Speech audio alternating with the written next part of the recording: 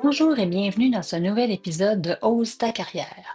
Je m'appelle Isabelle Lefebvre, je suis coach professionnelle et fondatrice de Mentor A+, Coaching professionnel.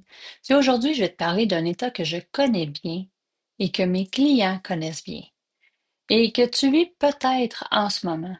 Ça s'appelle l'épuisement. Mais pas n'importe quel.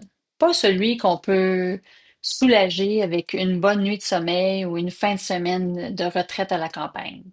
Je parle de cette fatigue sourde, lourde, de ce vide, de cette sensation de s'être perdu quelque part sans trop savoir quand ou comment.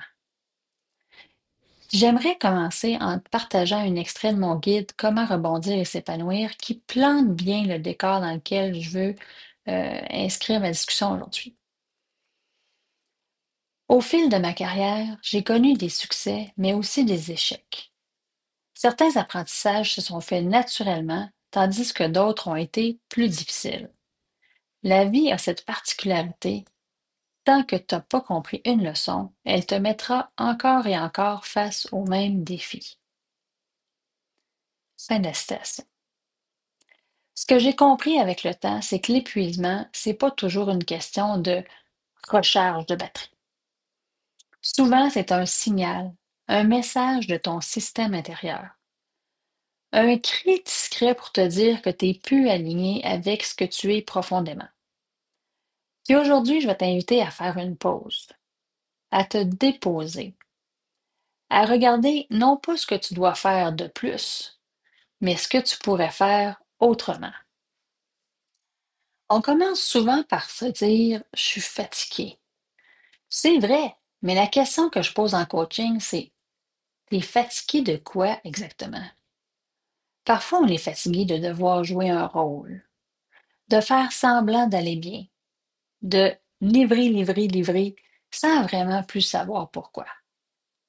C'est pas tant la quantité de tâches qui nous écrase, c'est l'écart entre ce qu'on fait et ce qu'on est. Cet écart, on ne le ressent pas toujours tout de suite. Il s'installe progressivement. Au début, c'est subtil. On s'ennuie, on s'agace plus vite, on manque d'élan. Puis un jour, on se rend compte qu'on est là sans y être vraiment, que notre cœur y est plus de la partie, qu'on s'est éloigné de soi-même.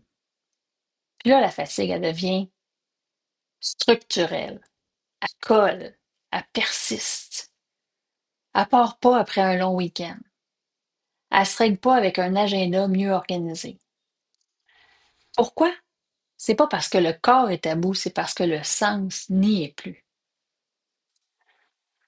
Tu sais que l'épuisement, ça a plusieurs visages. Parfois, il n'y a pas l'air visible de l'extérieur du tout. Il y a des gens qui vont au bout de leur to-do list, qui livrent leurs projets, qui arrivent en réunion avec un grand sourire, puis pourtant, à l'intérieur, ils se sentent complètement vidés. Souvent, dans ces moments-là, on se dit, ah, faut que je tienne, ah, faut que je toffe. C'est juste une passe. Ça va passer. C'est de ma faute. C'est moi qui gère pas bien mon temps. Mais c'est pas une question de temps. C'est une question d'alignement. Tu peux faire les bonnes choses, mais pour les mauvaises raisons.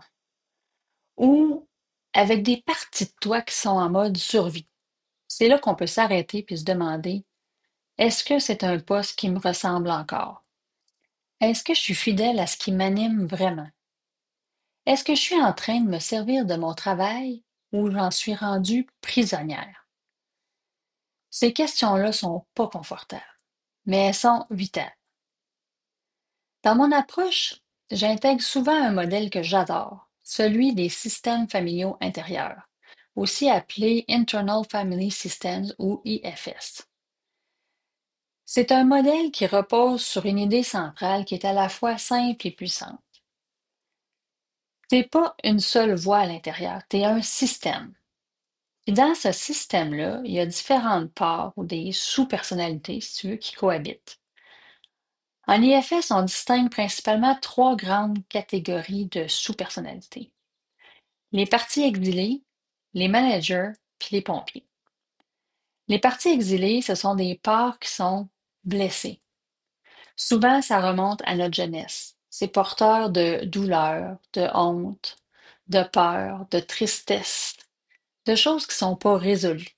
On les garde loin de la conscience pour éviter de souffrir, mais elles restent là quand même. Les managers, eux, ce sont les parts qui organisent notre quotidien pour éviter qu'on touche aux exilés. On cherche à contrôler, à anticiper, à performer, à plaire, à se conformer. Puis les troisièmes, c'est les pompiers.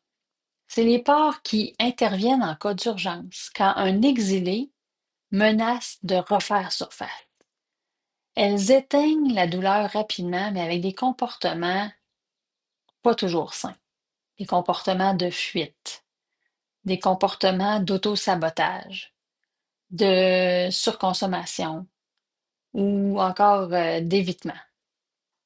Chacune de ces parts a une fonction protectrice. Même celles qui nous semblent nuisibles, elles veulent nous éviter de souffrir comme on a déjà souffert dans le passé. Par exemple, tu peux avoir une part performeuse, un manager, qui croit que tout repose sur ses épaules. Ça peut être une part aimable qui veut toujours faire plaisir puis d'éviter les conflits. Ça peut être une part épuisée qu'on n'écoute jamais mais qui t'envoie des signaux depuis longtemps. Ou encore une part qui fuit, qui a des addictions. Ça, c'est notre pompier, qui t'amène à scroller pendant des heures sur ton téléphone ou à te couper de tout ce qui t'entoure quand la tension monte. Toi, là-dedans, ben, t'es aucune de ces parts-là. T'es ce qu'on appelle en IFS le self, le soi, ton centre. Une présence calme, curieuse, connectée, capable d'écouter, d'apaiser tes parts sans se perdre. Elle est plus mature. Ce que permet l'IFS, c'est de faire connaissance avec ce système intérieur-là, de comprendre qui fait quoi, puis de reprendre doucement le volant, le contrôle, pour ne pas se laisser dominer par une partie de soi. Voici quelques signes qui reviennent souvent en coaching puis qui sont pour moi des indicateurs de désalignement plus que d'épuisement pur. Un, tu sens que tu n'as plus le même élan, même pour les choses que tu aimais avant. Deux, tu fais les choses mécaniquement, sans émotion, sans passion. Trois, tu ressens un vide après chaque réussite, comme s'il n'y avait rien qui allait réussir à te combler vraiment. 4, tu acceptes trop de choses par peur de déplaire. 5, tu sens une déconnexion entre ce que tu vis et ce que tu veux vraiment dans ta vie. Si tu te reconnais dans un ou plusieurs de ces signes-là, c'est pas que tu fais mal ton travail, c'est que tu te retrouves plus dedans. Puis là, tu as deux choix. Continuer en mode automatique ou ralentir, puis écouter, puis t'ajuster.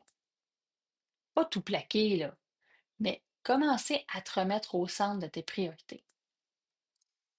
Alors, et si tu n'étais pas juste fatigué?